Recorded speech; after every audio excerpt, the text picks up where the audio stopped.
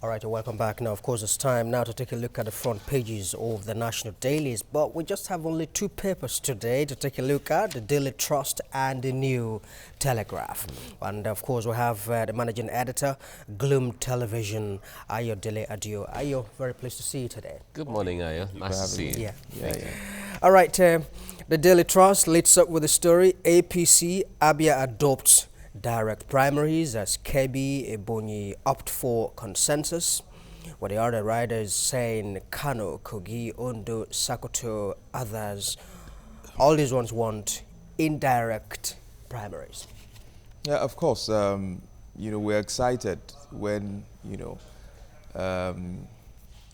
Chief Bola Ahmed Tinubu argued a case for direct primaries across the country. We felt that, some of us felt that was a plus to our democracy in Nigeria. It gives people opportunity, for some competition and debate within political parties, and for active participation of card-carrying members of political parties to support the candidates that they prefer, and not a situation where you put 1,000 plus delegates in a hotel and induce them, to vote for a particular candidate. And the people who own these structures, usually bend them towards their own personal motive. So we thought it was going to create a level playing field, for political participation, where people who have a compelling message, who have a vision, can make a case, in the public domain, and card-carrying members of the party could vote for you.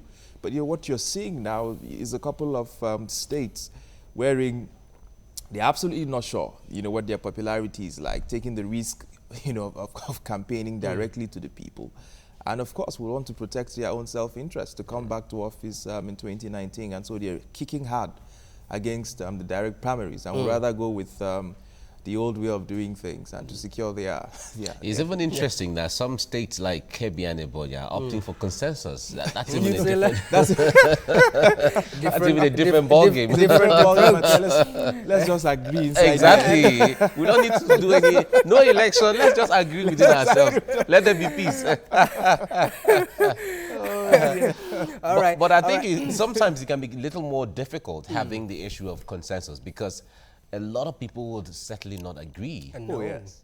I mean, when you have a couple of people who, are quite popular, who believe that they are popular, who have some sort of a support base, who've built some sort of a political structure, they will not just, give way for some parlor arrangement, where you step down for A or B steps down for C. So. Exactly.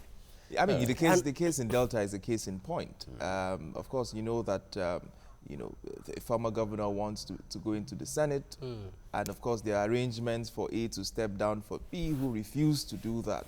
And of course, they had to see greener pastures in another party.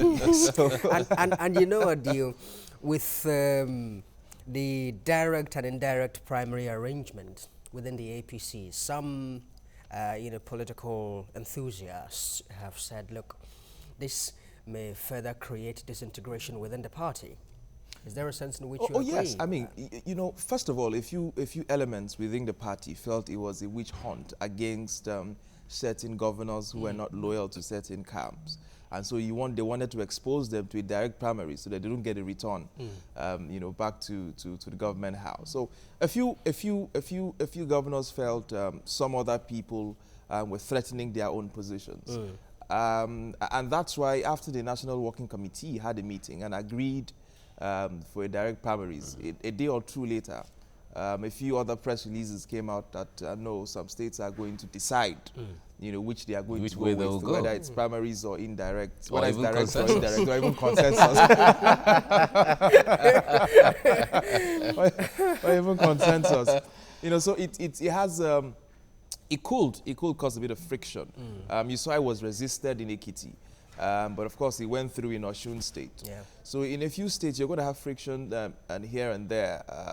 People who don't want to go for direct primaries, and you want to nudge them or force them to go for direct primaries, you're definitely going to have cracks. Well, this is the first time the issue of direct primaries is coming in the Fourth Republic. We had the option A4 in 1993, which was the Third Republic, but this is the first time it's coming. So some people will say it's the beauty of democracy. Oh, We're yes. trying to, see the other side of things, because we've always been used to the delegate system, the indirect primaries, or maybe even consensus? I mean, it's an absolute beauty where you can have, and I don't know why, for me it's an opportunity for the political party where you can convince the masses that, come on, we've opened our doors now.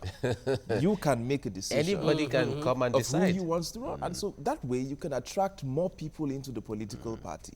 But the fear then is, if we open our doors because of a direct primary system, the kind of power some of us wield within the party, because of the welfarist system that we run and the patronage system we run within the party, it will dilute our influence because you have a lot of people who are going to let their cards speak, at the ballot in the primary elections.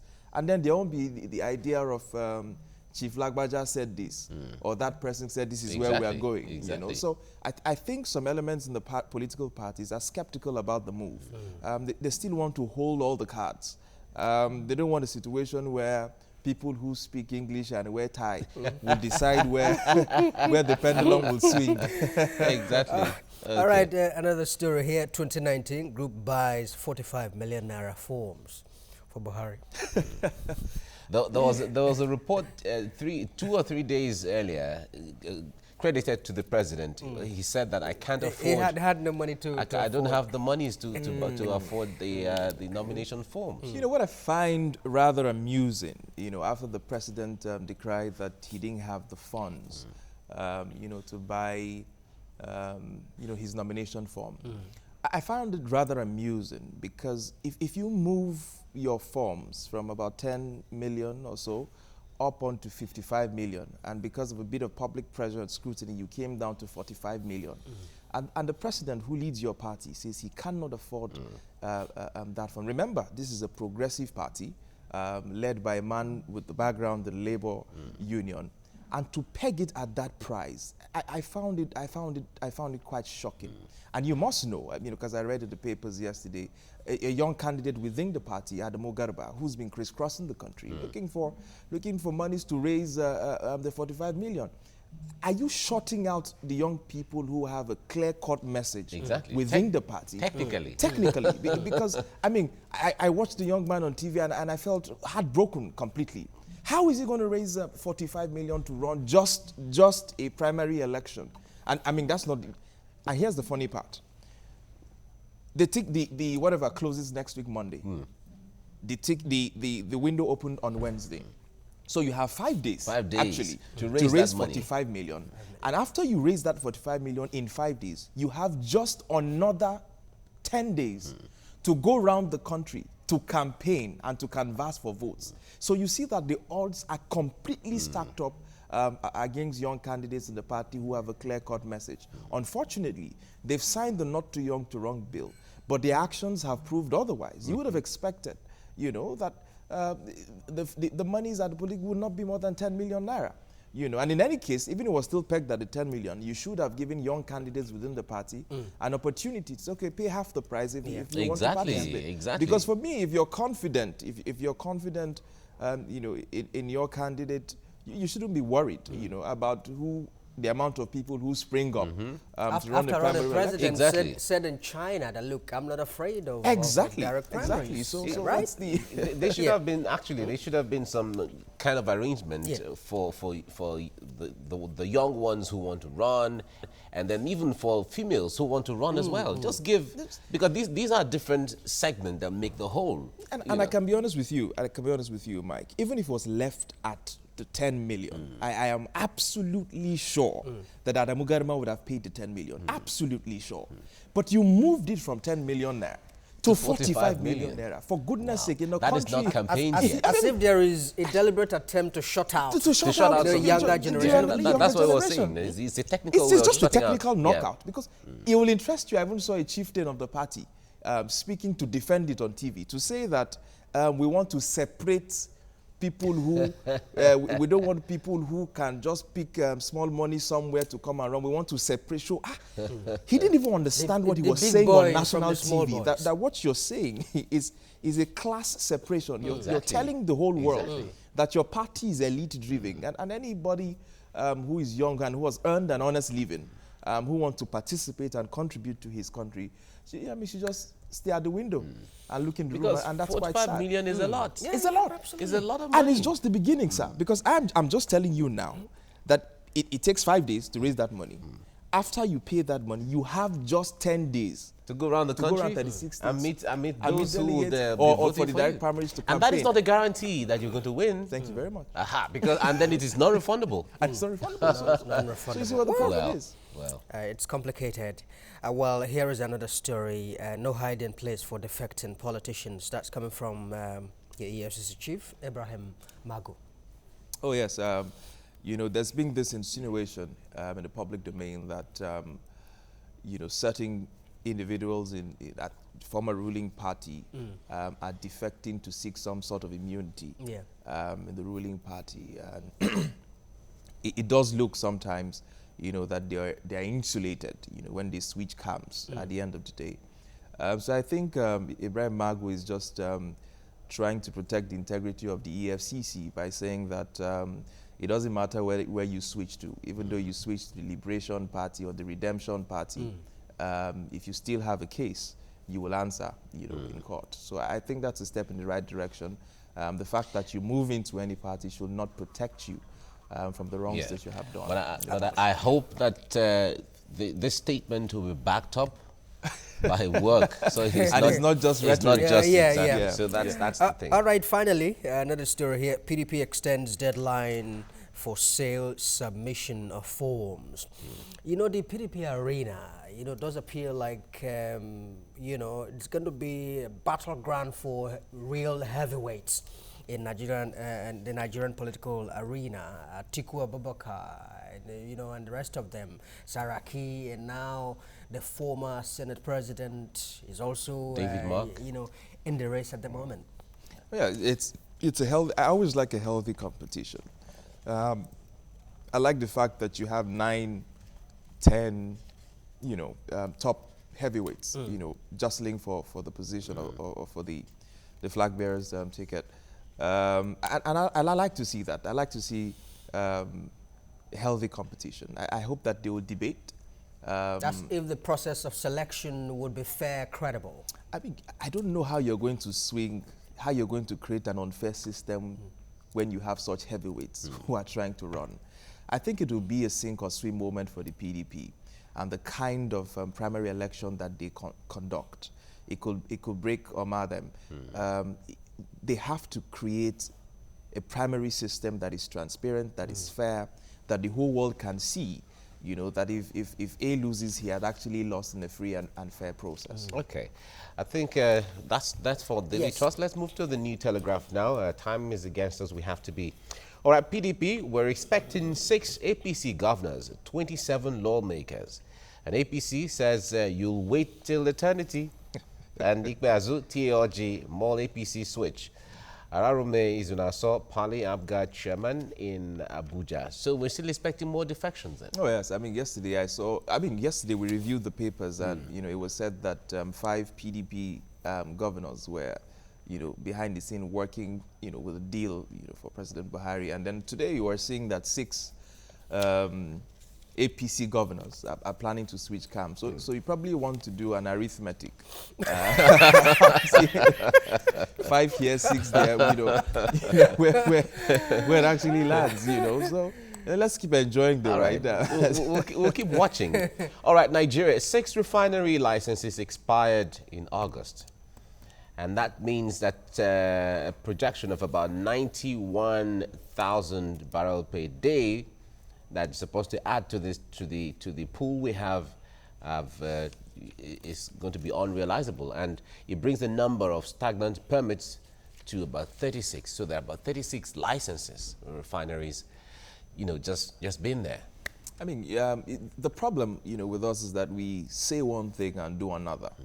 The government at the time wanted to encourage, you know, local refineries to help, you know, in the production, you know, petroleum products around the country, so that we are not just solely dependent on quite frankly, the moribund refineries that we have across the country, and solely, of course, dependent on importing refined petroleum products outside the country. So it was a policy encouraging local production, if you would like, to create jobs and to also have a possible effect in the economy. But unfortunately, we have not really created the regulatory environment, the regulatory framework to allow these people thrive. We seem to have, and I don't know, we seem to have some sort of a socialist slant in the way, in the architecture of our government, wherein everything has to be welfareist. The discos are complaining that they can't earn a profit. You want us to provide power, but we can't balance our books. You don't want to review tariffs, you know, at the end of the day, but you want power supply. Same thing goes for each and every, you know, one of these issues. And I thought, you know, that the PIGB bill, the PIG bill, was going to address some of these issues, and would have actually created a level playing field for people with these licenses to operate freely within the petroleum sector. But unfortunately, it's not seen the light of day. And no head is rolling. Okay, Nigeria seeks China support on Mambila power project. The Mambila project has been on for so many years. But we heard from the FOCAC meeting or FOCAC summit in China. Many of the African heads of state were requesting for different things. President Cyril Ramaphosa of South Africa was asking for China to come in to invest in ICT and so on. It's all about request and request and request and request. Oh, yes. But China has given, yes, China has guaranteed about $60 billion for all the African countries to share. China seems to be the new Uncle Sam in Africa. You know, they come with a basket of goodies, especially for African leaders who do not want to completely open the books. You know, the Chinese government, you know, jokingly said that, you know, an African friend to him said, why do you deal with corrupt leaders? And they said to him, you elected the corrupt leaders, and that's the only government that we can deal with. You know, what a very clever way to... I mean, that's the only government we can deal with. So the Chinese, actually, the African leaders find it easy to deal with the Chinese because they don't interfere with your local politics. They do not ask you too many questions. They don't want you to follow too many... there's not too many standards to be met. Let's just sit in a room. As long as our interests are met, we can do a deal. You're happy, we're happy? We're happy, we're happy. But unfortunately, the Chinese are usually the happier of the two. They have a huge Belt and Road foreign policy that is even putting the Americans giving the Americans sleepless nights. Yes, that's true. They have a tremendous foreign policy with top diplomats who will negotiate you out of business. You know, and they're doing an incredible job of that around the world. So the Americans can't sleep. They're taking over Southeast Asia, they're taking over South America, and of course, the new scramble for Africa. And we have to be wiser and tougher and ensure that when we're negotiating with the Chinese, we use a microscope to look at the deals carefully before we put pens to it. It seems like we're going back to the 18th century, to the Berlin Conference, where Africa was... the scramble for Africa. No, I will take this. No, you take that side. No, I will take here and take there and all of that. You know, Mike, Ayo, I'm reminded of, you know, Professor Patrick Otien's, you know, comments when he said that, look, Africa has remained as a waiter for too long at a global dinner table, that the time has arrived for Africa to be at the table as a diner and not a waiter anymore. It's all right. How long? We hope that's in our hands to decide. Yes. So we'll look for a way forward. All right. We thank you, Ayodele Adio, for joining us.